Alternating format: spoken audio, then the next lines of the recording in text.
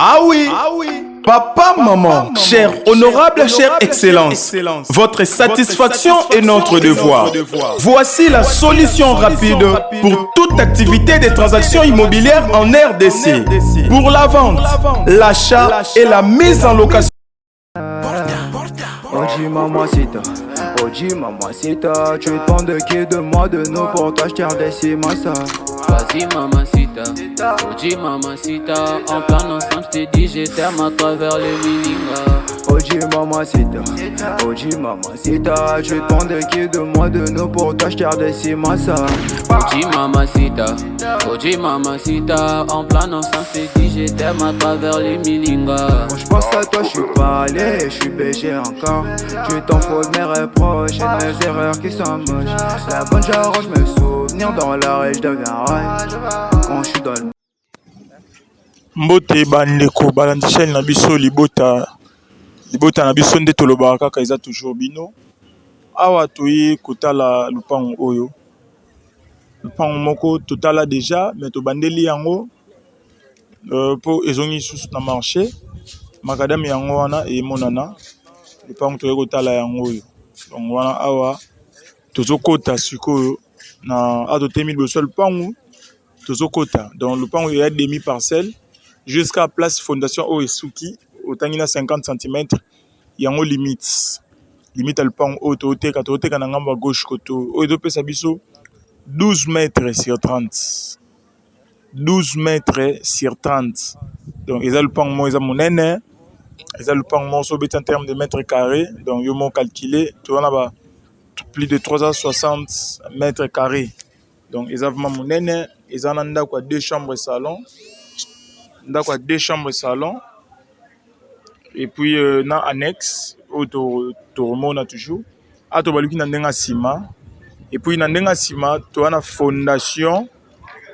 ya moellon déjà basala partie assez et pas ba voisin et matati na niveau au lupango ezaleli la fondation moellon monde to tala pas ba voisin seigneur so eza fondation en moellon bon la place batiki ba mabende eza place so mutato ngimir akulemba moko bo amata donc pour la limite ndenga ciment suki à place na chelo kolo borne ezawana bomona na mur signe mo ezawana ya rouge pembe la fenêtre yango ne limite à ciment esika lupango esukeli donc to avancer to repousser na matina suka total la place annexe ezali moi espace moko pesa na place bacheche ba briko nzele ezali okobima liboso kuna donc pour na somba awa soki moyen à modifier ezali soki a regarder ndako monene na 2 chambres wana akoki kolongola annexe oyo atia ba toilette na coin soit ba kotonga ba toilette na ndenge ya sima awa donc to comprendre que le pango eza 12 mètres sur 30 12 mètres sur 30 donc awa toujours zonga ndenga liboso toke tomona mukolo lupango tomeka mpe kosola na ye lupango batiango $50,000 à discuter eza na commune ya Ngaliema donc entre Ngaliema na Selembao prince obo moni wana eza prince ya 24 novembre donc o euti bandal euti ipen prince ya donc euti banda boulevard 24 yango nde ebimati ipen prince 24 mais lupango eza na pigeon donc lupango eza $50,000 à discuter 12 mètres sur 30 $50,000 à discuter donc wana awa tozobima totali lupango tozobima sikoyo toko ya tina makadam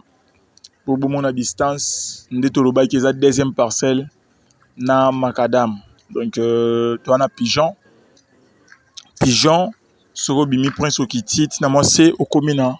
Selembao donc ndeka toyebaka ke pigeon ndambo ekota Selembao mais awo siko eza na ngambu nde ya pigeon donc prince yango prince 24 yango soko kiti ok tout droit obima ba bandal lingwala ti na Gombe na boulevard du 30 juin soko mati boye ok ipen donc voilà place to utaki oeza le panga liboso na droite et puis le panga mibale place esali eza moi asphalté wana nde yango le panga to teka $50,000 à discuter ba mètre carré eza ebele dimension eza monene 12 mètres sur 30 mpona baoyo bakoza intéressé ndeka tosalaka tobengani bye bye leki au revoir.